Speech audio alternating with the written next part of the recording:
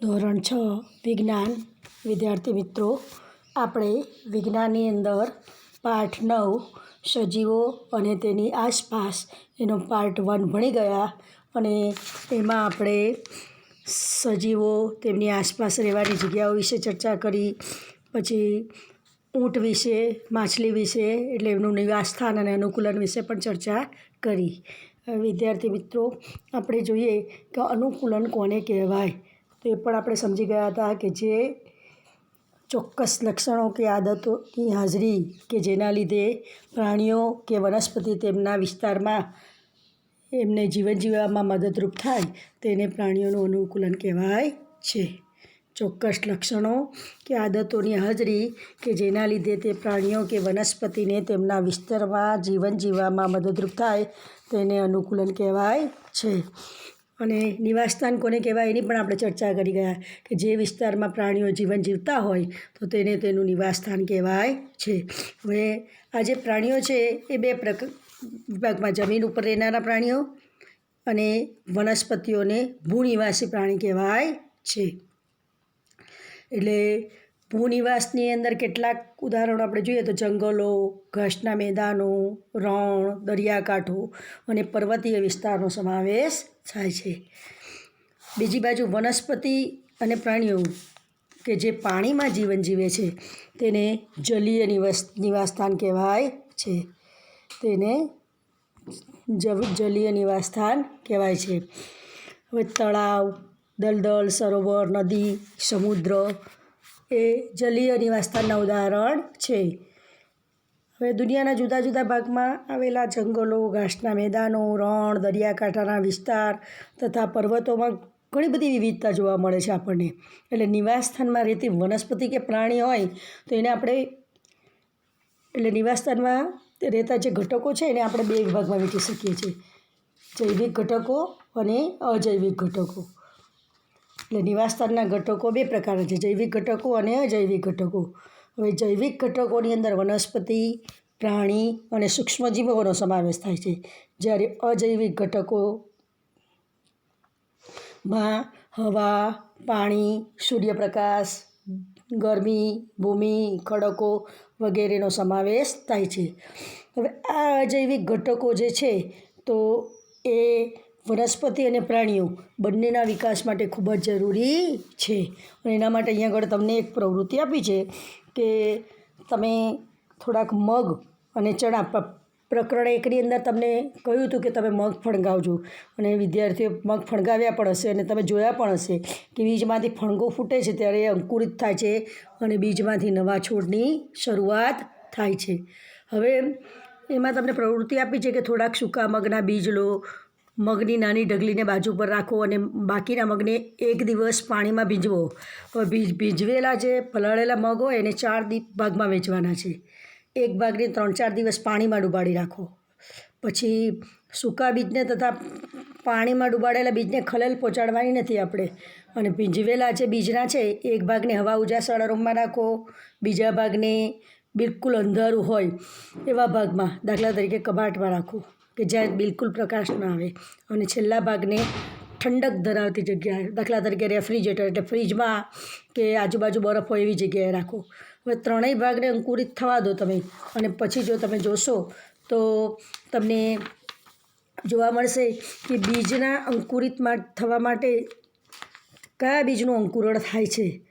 તો તમે જોશો તો હવા ઉજાસમાં રાખેલા બીજ છે એ સારી રીતે અંકુરિત થાય છે, જ્યારે સૂકા બીજ અને પાણીમાં ડુબાડેલા બીજ અંકુરિત થતા નથી. ફ્રીજની અંદર તમે મૂક્યા હશે એ બીજનું પણ અંકુરણ થતું નથી.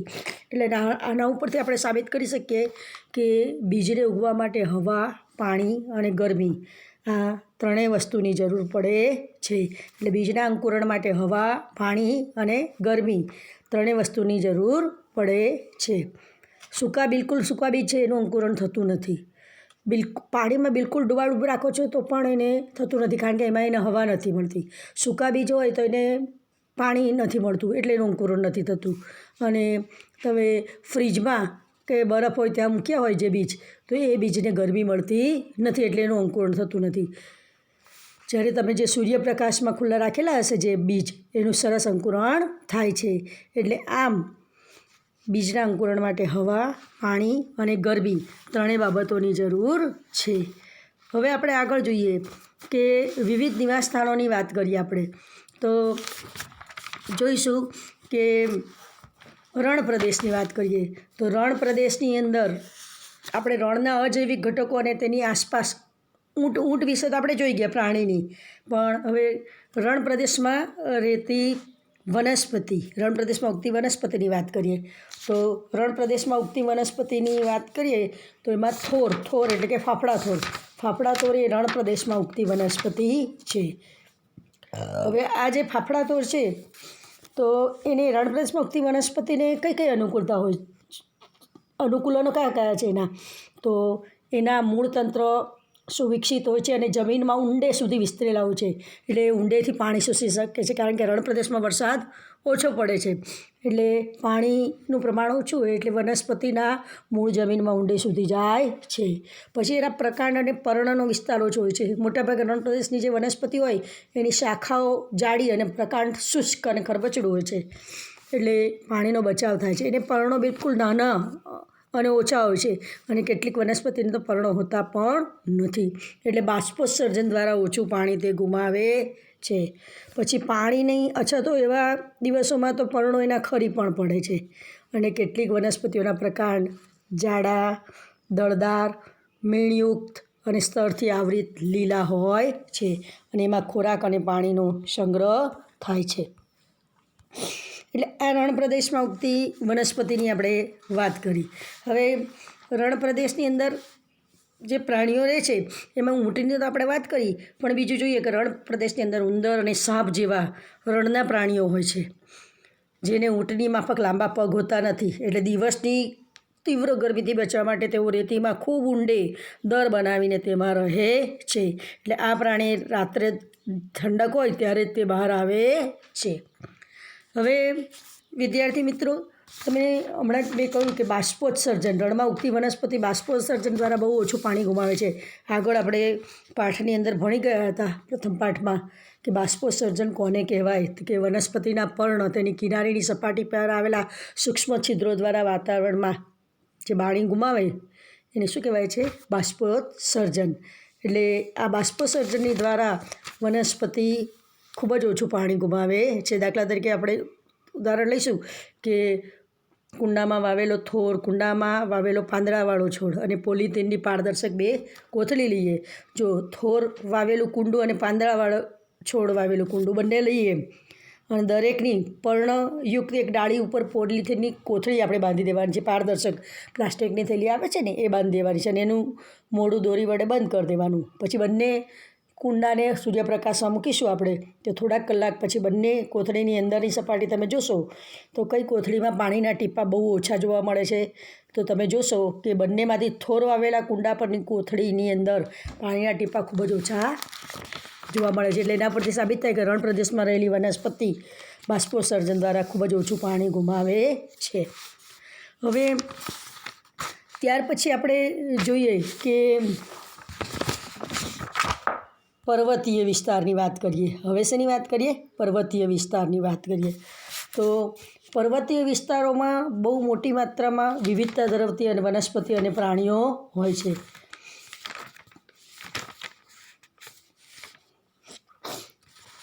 એ પહેલાં આપણે પર્વતીય વિસ્તારની વાત કરતાં પહેલાં જલીય વનસ્પતિના અનુકૂલન વિશે ચર્ચા કરી લઈએ કે જલીય વનસ્પતિ એટલે કે પાણીમાં ઉગતી વનસ્પતિ એ કેવી હોય છે. તો પાણીમાં ઉગતી વનસ્પતિના મૂળતંત્ર અલ્પ એટલે ઓછા વિકસિત હોય છે અને એના મૂળ કદમાં નાના હોય અને વનસ્પતિને એક સ્થળે જકડી રાખવાનું કાર્ય કરે છે. આ જલીય વનસ્પતિના અનુકૂલન આપણે જોઈએ. હવે આ જે વનસ્પતિ છે જલીય વનસ્પતિ, એના પ્રકાંડ લાંબા, પોલા અને હલકા હોય છે. પાણીમાં ઉગે છે જે વનસ્પતિ એના પ્રકાંડ લાંબા, પોલા અને હલકા હોય છે. આ ઉપરાંત આ વનસ્પતિના પર્ણ અને ફૂલો પાણીની સપાટી પર તરતા હોય છે. કેટલીક જલીય વનસ્પતિ એવી હોય કે પાણીમાં બિલકુલ ડૂબેલી હોય છે, તો આવી વનસ્પતિઓના તમામ ભાગ પાણીની અંદર જ વિકસે છે. જ્યારે કેટલીક વનસ્પતિના પર્ણો સાંકડા અને પાતળી પટ્ટી જેવા હોય છે. હવે કેટલીક ડૂબેલી રહેતી વનસ્પતિઓના પર્ણ એટલા બધા વિભાજ્ય હોય છે કે પાણી તેને કાંઈ જ નુકસાન પહોંચાડ્યા વગર તેમાંથી વહન પામતું હોય છે. અને આ પાણીમાં ઉગતી વનસ્પતિ કઈ કઈ હોય તો તમે જોયું છે કમળનું ફૂલ એ પાણીમાં ઉગે છે. તો કમળ, શિંગોડા, હમણાં શિયાળાની ઋતુમાં શિંગોડા મળે છે ને, તો એ શિંગોડા પણ પાણીમાં ઉગતી વનસ્પતિ, એના પર જ થાય છે શિંગોડા. એ તળાવમાંથી જ તમને મળે છે શિંગોડા. એટલે કમળ, શિંગોડા, જળ સરપોલિયા, બામ, આ બધી વનસ્પતિ પાણીમાં ઉગતી વનસ્પતિ છે. હવે વિદ્યાર્થી મિત્રો, આપણે આગળ જોઈએ, પર્વતીય વિસ્તારની વાત કરીએ. તો પર્વતીય વિસ્તારની અંદર તમે જોશો તો આ નિવાસસ્થાનો સામાન્ય રીતે ખૂબ જ ઠંડા અને પવનથી ભરપૂર હોય છે. આપણે જોઈ ગયા કે ઊંચા પર્વતીય, જેમ આપણે પૃથ્વીની સપાટીથી ઊંચાઈએ જઈએ તેમ હવા ઠંડી, બરાબર, ઊંચાઈએ જઈએ તેમ વાતાવરણમાં એટલે ગરમી ઓછી લાગે છે. એટલા માટે લોકો ઉનાળાની અંદર હવા ખાવાના સ્થળો એ ફરવા માટે જાય છે. તો હવા ખાવાના સ્થળો ક્યાં હોય છે? ઊંચાઈ પર હોય છે. એટલે એ વિસ્તારો ઠંડા અને પવનથી ભરપૂર હોય છે. અને કેટલાક વિસ્તારો તો એવા હોય છે કે જ્યાં શિયાળામાં બરફવર્ષા પણ થાય છે. તો પર્વતીય વિસ્તારમાં બહુ મોટી માત્રામાં વિવિધતા અને વનસ્પતિ હોય છે. તો એમાં આપણે જોઈએ તો પર્વતીય વિસ્તારમાં જે વૃક્ષો હોય છે ને, એમના પાન કેવા હોય છે? શંકુ આકારના. શંકુ આકાર તમે જાણો છો, શંકુ આકાર કોને કહેવાય? તો શંકુ આકાર ગાજર, હમણાં શિયાળાની ઋતુ છે, આપણને ગાજર મળે છે. ગાજરનો આકાર કેવો કહેવાય છે? શંકુ આકાર કહેવાય છે. એટલે એ વૃક્ષોના પાન શંકુ આકારના હોય છે. એની ડાળીઓ ઢળતી હોય છે. અને કેટલાક વૃક્ષોના પાંદડા તો સોયાકાર પણ હોય છે.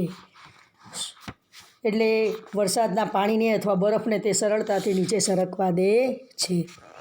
પછી વૃક્ષો પણ, એટલે આનાથી અલગ આકાર ધરાવતા વૃક્ષો પણ જોવા મળે છે.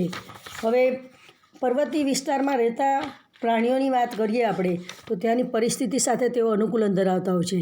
ઠંડીથી રક્ષણ માટે એમની ચામડી જાડી હોય છે અને એના પર રૂંવાટી હોય છે. અને પોતાને ગરમ રાખવા માટે રૂંવાટી પણ ધરાવે છે. દાખલા તરીકે, ઉદાહરણ તરીકે, પોતાને ગરમ રાખવા માટે યાક, પર્વતીય વિસ્તારનું મુખ્ય પ્રાણી છે યાક, એને લાંબા વાળ હોય છે. આ એ છે એ હિમચિત્તો છે, સ્નો લેપર્ડ, તમને આકૃતિમાં જોવાય છે. તો આ એ જે છે એ હિમચિત્તો કહેવાય અને સ્નો લેપર્ડ કહેવાય. પછી આ બી છે ને એ યાક, તમને આપ દૂરથી જુઓ તો તમને ભેંસ જેવું લાગે પ્રાણી, તો આ યાક છે પર્વતીય વિસ્તારનું પ્રાણી. ત્યાર પછી તમે સી, તો પર્વતીય બકરી છે. આ જે છે એ પર્વતીય વિસ્તારમાં જોવા મળતી બકરી છે. એટલે આ પર્વતીય નિવાસસ્થાન માટે એ લોકોને અનુકૂળ છે. એટલે એ લોકો હિમચિત્તાના શરીરના પગ અને પંજા પર ગળ રૂંવાટી હોય છે. અને એ બરફ પર ચાલતી વખતે એને ઠંડીથી બચાવે છે. આ હિમચિત્તો છે તો એના પગ અને પંજા પર ખૂબ રૂંવાટી હોય છે અને એ બરફ પર ચાલતી વખતે એને ઠંડીથી બચાવે છે. પછી પર્વતીય બકરીઓ જે છે ને, એમના પગમાં મજબૂત ખરીઓ હોય છે. એટલે એ પર્વતીય ઢાળ ઉપર, ખડક પર સરળતાથી દોડી શકે છે. એટલે પર્વતીય પ્રદેશોમાં જેમ જેમ ઊંચાઈએ જઈએ તેમ તેમ આસપાસના વિસ્તારો બદલાય છે અને વિવિધ ઊંચાઈઓ પર જુદા જુદા અનુકૂલન જોવા મળે છે. હવે વિદ્યાર્થી મિત્રો, આપણે વાત કરીએ ઘાસના મેદાનોની. હવે ઘાસના મેદાનોમાં તમે જોશો તો સિંહ જંગલમાં કે ઘાસના મેદાનમાં રહેતું સશક્ત પ્રાણી છે. આમ તો આપણે કહીએ છીએ કે જંગલનો રાજા કહેવાય સિંહ. અને એ હરણ જેવા પ્રાણીઓને શિકાર કરી અને એને મારી શકે છે. તે રંગમાં આછા ભૂખરા રંગનો હોય છે. અને હરણ તથા સિંહના ચિત્ર અહીંયા આગળ તમને જોવાય છે. આ સિંહનું ચિત્ર જોવાય છે અને બીજું એ જે છે આ સિંહનું ચિત્ર છે અને બી એ હરણનું છે. એટલે ભૂખરા રંગના હોય છે. હવે આ બંનેના પ્રાણીઓના ચહેરા ઉપર તમે જોશો તો આંખો સામેની તરફ ગોઠવાયેલી છે કે બાજુ પર જોશો તમે તો સિંહને આગળના જે આગળના પગ છે એને લાંબા પંજા હોય છે અને જેને આંગળીઓમાં અંદર પણ તે ખેંચી શકાય છે. એટલે સિંહ એ શાકાહારી, એટલે સિંહ માંસાહારી છે. તે જંગલમાં રહેતા શાકાહારી જે પ્રાણીઓ છે એનો શિકાર કરી અને તે પોતાનું ગુજરાન ચલાવે છે. હવે ભૂખરો રંગ તે જ્યારે શિકાર માટે ફરે છે ત્યારે ઘાસના મેદાનોમાં છુપાવવા માટે એને મદદરૂપ થાય છે. અને ચહેરાની આગળ તરફ રહેલી આંખો તેને શિકારના ચોક્કસ સ્થાન વિશે ખ્યાલ આપે છે એને. જ્યારે હરણની વાત કરીએ તો હરણ પણ જંગલ અને ઘાસના મેદાનમાં રહેનારું પ્રાણી છે. જંગલની જે વનસ્પતિ છે તો એના મજબૂત પ્રકારને ચાવવા માટે હરણના દાંત ખૂબ જ મજબૂત હોય છે. એટલે હરણને તેનો સિંહ જેવા શિકારી પ્રાણીઓ દ્વારા શિકાર ન થાય એટલે એના બચાવ માટે તે શિકારી પ્રાણીઓની હાજરી વિશે આપણે જોઈએ તો શિકારીની હલનચલન સાંભળવા માટે એના કાન લાંબા હોય છે. હરણના કાન કેવા હોય છે? લાંબા હોય છે. અને માથાની બાજુ પર રહેલી આંખો એને ખતરાની જાણ કરે છે અને તે દિશામાં જોવા માટે એને મદદરૂપ થાય છે. એટલે હરણની ઝડપ તેને તેના શિકારીથી દૂર ભાગવામાં મદદરૂપ થાય છે. એટલે હરણ ખૂબ જ ઝડપથી દોડતું પ્રાણી છે. હરણ, સિંહ કે અન્ય પ્રાણી કે વનસ્પતિની આવી બીજી ઘણી બધી રચનાઓ છે અને જે તેમને ઘાસના મેદાનોમાં રહેવા માટે એમને અનુકૂળતા બતાવે છે. હવે જલીય નિવાસસ્થાનો માછલી દરિયામાં જીવવા માટે કઈ રીતે અનુકૂળ છે એ આપણે જોઈ ગયા. ઓક્ટોપસ પણ પાણીમાં રહેતું પ્રાણી છે અને એની રચના પણ ધારારેખી છે. તે દરિયાના તળિયે રહે છે, બરાબર કે નહીં? અને જ્યારે તે પાણીમાં હલનચલન કરે છે ત્યારે તેને આ શરીરને આ ધારારેખીય તે કરી દે છે, એટલે કે બોટ આકારનું કરી દે છે. અને આ પાણીમાં ઓગળેલો ઓક્સિજન વાપરવા માટે ચૂઈ હોય છે. ડોલ્ફિનની વાત કરીએ તો ડોલ્ફિન અને વેલ જેવા કેટલાક દરિયાઈ જીવો છે એમને કે છે ચૂઈ હોતી નથી. તેઓ નસકોરા કે શ્વસન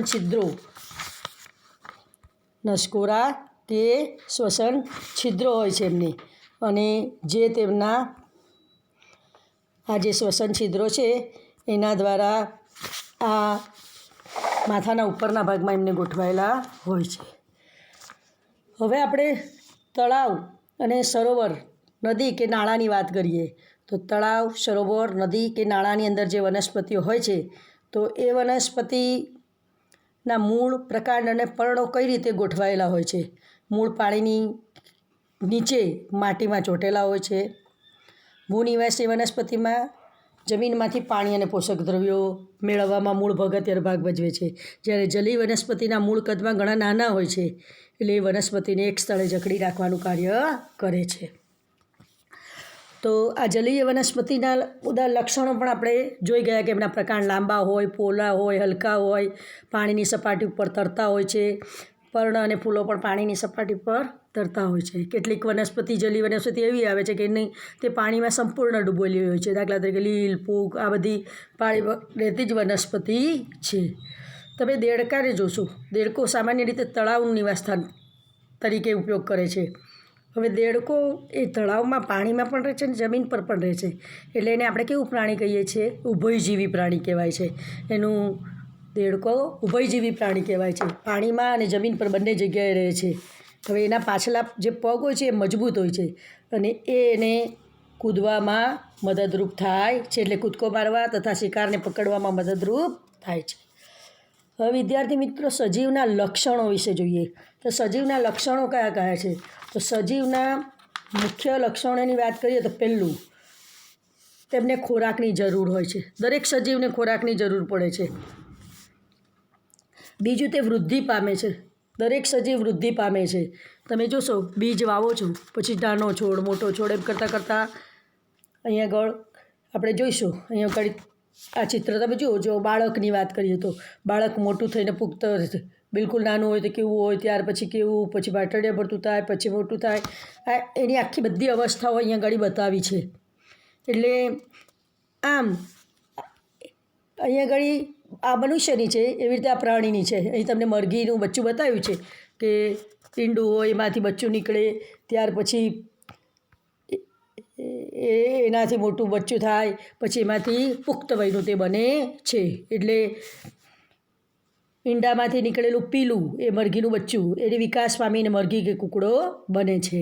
એટલે આમ દરેક સજીવ વૃદ્ધિ પામે છે. બીજું લક્ષણ છે પહેલું. પછી બીજું, દરેક સજીવ વૃદ્ધિ પામે એટલે કે જન્મે છે, મોટું થાય છે અને છેવટે મૃત્યુ પામે છે. ત્યાર પછી બીજું છે, દરેક સજીવ શ્વસન કરે છે. આપણે શ્વાસ લીધા વગર જીવી શકીએ ખરા? તો તમે કહેશો ના. એટલે આપણે શ્વાસ લઈએ છીએ ત્યારે બહારની હવા શરીરની અંદર દાખલ થાય છે અને આપણે શ્વાસ બહાર કાઢીએ છીએ ત્યારે આપણા શરીરની અંદરની હવા બહાર નીકળે છે.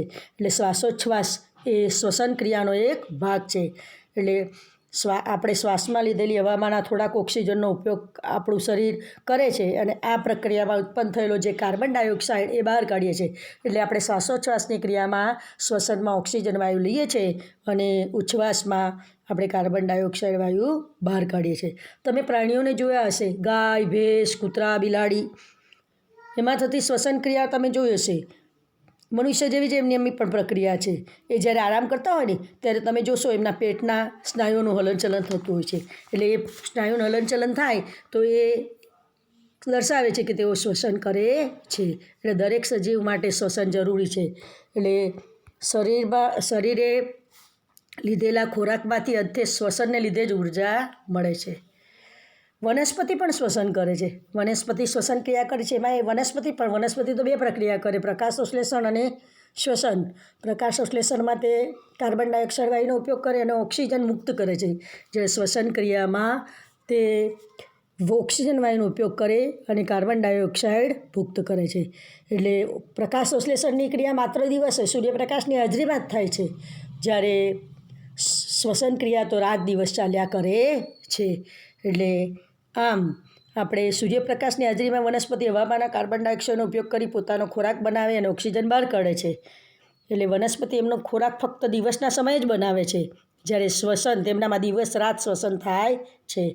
એટલે આમ ખોરાક બનાવવાની પ્રક્રિયા દરમિયાન મુક્ત થતો જે ઓક્સિજન છે એનું પ્રમાણ શ્વસન ક્રિયામાં વપરાતા ઓક્સિજન કરતાં વધુ હોય છે.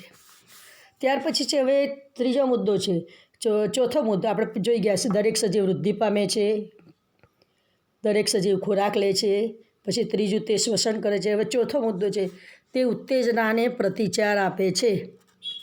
તમે ખુલ્લા પગે ચાલતા હો તો તમારા પગમાં કાંટો ભૂકાય ત્યારે તમને શું થાય છે? કેવું દુઃખ થાય છે? આપણે મનુષ્ય તરીકે હસવું, રડવું, સુખ, દુઃખ આ બધી લાગણીનો આપણે અનુભવ કરીએ છીએ. તો એ લાગણી એક પ્રકારનો પ્રતિભાવ જ છે, ઉત્તેજના જ કહેવાય છે કે છે.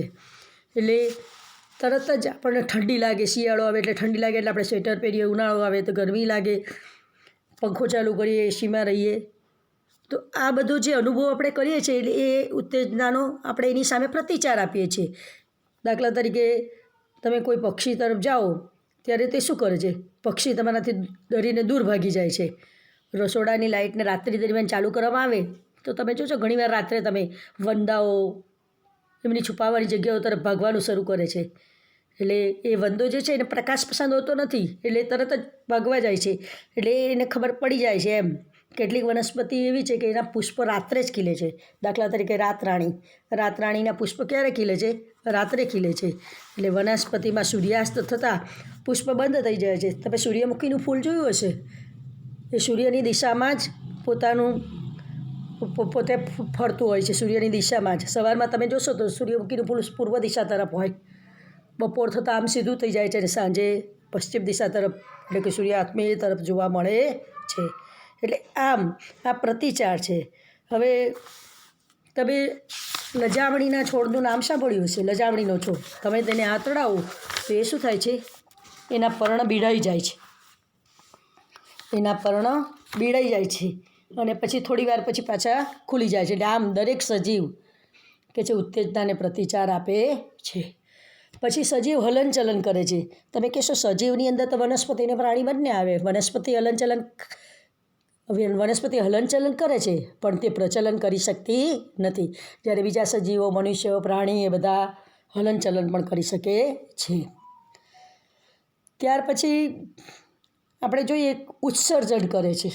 ઉત્સર્જન એટલે પોતાના શરીરમાં ઉત્પન્ન થયેલો નકામા પદાર્થોનો ત્યાગ કરવાની ક્રિયાને શું કહેવાય છે? ઉત્સર્જન. એટલે બધા સજીવો ખોરાક લે છે. ખાવામાં આવતો બધો જ ખોરાક કંઈ વપરાતો નથી, પણ શરીરમાં એનો કેટલોક જથ્થો વપરાય છે. અને તો વધેલા ખોરાકનું શું થાય? તો એ વધેલો જે ખોરાક છે એ નકામા કચરા તરીકે શરીરમાંથી દૂર ફેંકાય છે. તો આમ દરેક સજીવ ઉત્સર્જન પણ કરે છે. એટલે ઉત્સર્જન કોને કહેવાય? તો શરીરમાં ઉત્પન્ન થયેલા નકામા પદાર્થોનો નિકાલ કરવાની ક્રિયાને ઉત્સર્જન કહેવાય છે. ત્યાર પછીનો મુદ્દો આવે છે કે પ્રજનન કરે છે. શું દરેક સજીવ તેમના જેવો સજીવ ઉત્પન્ન કરે છે ખરો? હા. તો તમે જોશો ગાયનું વાછરડું હોય ગાય જેવું હોય છે, કૂતરાના પેટે કૂતરાનું બચ્ચું જ જન્મે છે, બરાબર ને? કૂતરાના પેટે બિલાડીનું બચ્ચું આવે ના, એટલે બિલાડીનું બચ્ચું બિલાડી જેવું હોય, કૂતરાનું બચ્ચું કૂતરા જેવું હોય છે. એટલે આમ દરેક સજીવ પોતાના જેવો સજીવ ઉત્પન્ન કરે છે. એટલે એને પ્રજનન ક્રિયા કહેવાય છે. તો આપણે આ સજીવના લક્ષણો જોઈ ગયા. પહેલું, દરેક સજીવ ખોરાક લે છે, બીજું તે વૃદ્ધિ પામે છે, ત્રીજું તે શ્વસન કરે છે, ચોથું તે ઉત્તેજના અને પ્રતિચાર આપે છે, પાંચમું તે હલનચલન કરે છે, છઠ્ઠું તે ઉત્સર્જન કરે છે, સાતમું તે પ્રજનન કરે છે, એટલે કે પોતાના જેવો સજીવ ઉત્પન્ન કરે છે. આ આપણે બધા સજીવોની વાત કરી, બરાબર કે નહીં? ઘણીવાર તમારા મનમાં પ્રશ્ન થાય કે આકાશની અંદર વાદળો છે એ ખસે છે, તો પછી એ સજીવ છે કે નિર્જીવ? વાદળો ખસે છે પણ એ પવનના બળથી એક જગ્યાએથી બીજી જગ્યાએ જાય છે. વાદળ પોતાની જાતે ખસતું નથી, એટલે એ સજીવનું લક્ષણ નથી. એટલે વાદળ સજીવના અન્ય લક્ષણો જેવા લક્ષણો ધરાવતું નથી. કંઈ વાદળ ખોરાક લેતું નથી, શ્વસન કરતું નથી, વૃદ્ધિ પામીને યુવાન બનતું નથી, બરાબર ને? એટલે વાદળ ભલે ખસે છે પણ તે શું છે? નિર્જીવ છે. એ જ રીતે તમે જોશો કે બારમાસીનો છોડ એને સજીવ કહીએ છીએ આપણે. કેમ સજીવ કહીએ છીએ? કારણ કે એ શ્વસન કરે છે, બરાબર ને?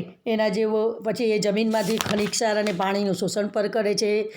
તેનો નાનો છોડ વૃદ્ધિ પામીને મોટો પણ બને છે, અને બારમાસીના છોડના બીજ વાવવાથી એમાંથી નવો છોડ પણ ઉગે છે, એટલે એ સજીવ કહેવાય છે. ત્યાર પછી આપણે લઈએ આગગાડીની વાત કરીએ. તમે કહેશો ગાડી એ તો દોડે છે, એક જગ્યાએથી બીજી જગ્યાએ જાય છે, તો પછી એ નિર્જીવ છે કે સજીવ? આગગાડી નિર્જીવ છે. કેમ? કારણ કે એક સ્થળેથી બીજે સ્થળે જાય છે ખરી, પરંતુ એના માટે એને શેની જરૂર પડે છે? કોલસા, ડીઝલ કે વિદ્યુત ઉર્જાની જરૂર પડે છે. એટલે કોલસાથી, ડીઝલથી અથવા તો ઇલેક્ટ્રિકથી ચાલે છે. એ પોતાની જાતે હલનચલન કરતી નથી.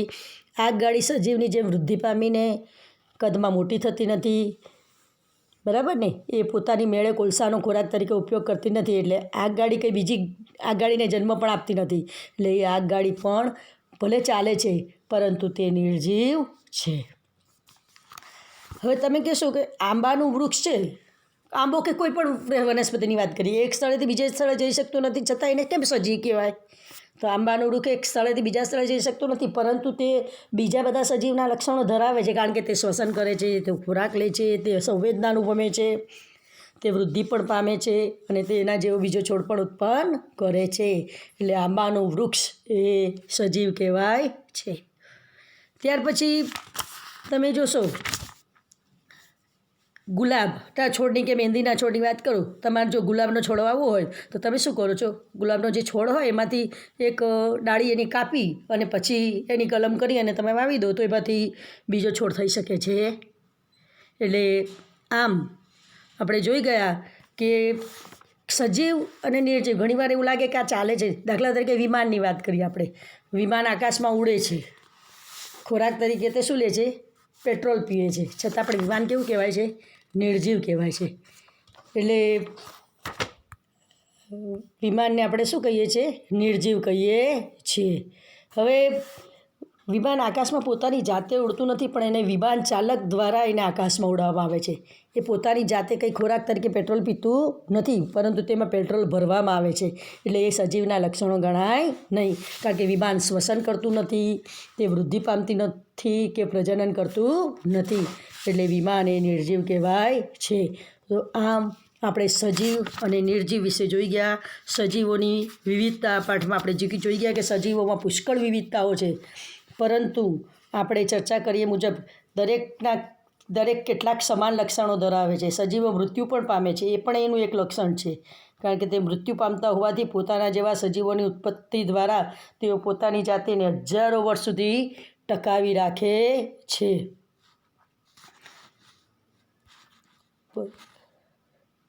એટલે આમ કોઈ એક સજીવ ક્યારેક અન્ય કોઈ સજીવ ઉત્પન્ન કર્યા વગર પણ મૃત્યુ પામી શકે છે, બરાબર ને? તો આ આપણે સજીવના લક્ષણો વિશે ચર્ચા કરી. હવે આ પાઠનો સારાંશ આપણે જોઈ ગયા કે આ પાઠમાં આપણે શું શું ભણી ગયા છે, તો એની ચર્ચા કરીએ. તો વનસ્પતિ અને પ્રાણીઓ જે વિસ્તારમાં રહેતા હોય એને પ્રાણીઓનું નિવાસસ્થાન કહેવાય છે. ત્યાર પછી એક જ પ્રકારના નિવાસસ્થાનમાં રહેતા વિવિધ પ્રકારની વનસ્પતિ અને પ્રાણીઓ સાથે પણ નિવાસ કરતા હોય છે, અને ચોક્કસ પ્રકારના નિવાસસ્થાનને લીધે વનસ્પતિ કે પ્રાણીઓને જીવંત રહેવા માટે એમનામાં રહેલી જે આદતો કે લક્ષણો છે એને અનુકૂલન કહેવાય છે. અને નિવાસસ્થાનો વિવિધ પ્રકારના હોય છે. ભૂ નિવાસસ્થાન અને જલીય નિવાસસ્થાન, એમ બે મોટા જૂથમાં તેમને વેચી શકાય છે. અને વિવિધ નિવાસસ્થાનોમાં ખૂબ જ વિશાળ વિવિધતા ધરાવતા સજીવો રહે છે. વનસ્પતિ, પ્રાણીઓ અને સૂક્ષ્મજીવો મળી અને જૈવિક ઘટકો બનાવે છે. અને અજૈવિક ઘટકોની અંદર ખડકો, માટી, હવા, પાણી, પ્રકાશ, તાપમાન વગેરે અજૈવિક ઘટકો છે. અને સજીવો કેટલાક સામાન્ય લક્ષણો ધરાવે છે, જેમ કે ખોરાકની જરૂરિયાત હોય છે, તે શ્વસન કરે છે, તે ઉત્સર્જન કરે છે, તે પર્યાવરણને પ્રતિભાવ આપે છે, પ્રજનન કરે છે, વિકસે છે અને હલનચલન પણ કરે છે. તો આ પાઠ વિશે આપણે જોઈ ગયા. વિદ્યાર્થી મિત્રો, આપણો આ પાઠ અહીંયા આગળ પૂરો થયો. હવે એનું જે કંઈ લખાવું તે તમે સૌ વિદ્યાર્થી મિત્રોએ નોટમાં ઉતારવાનું રહેશે. અસ્તુ.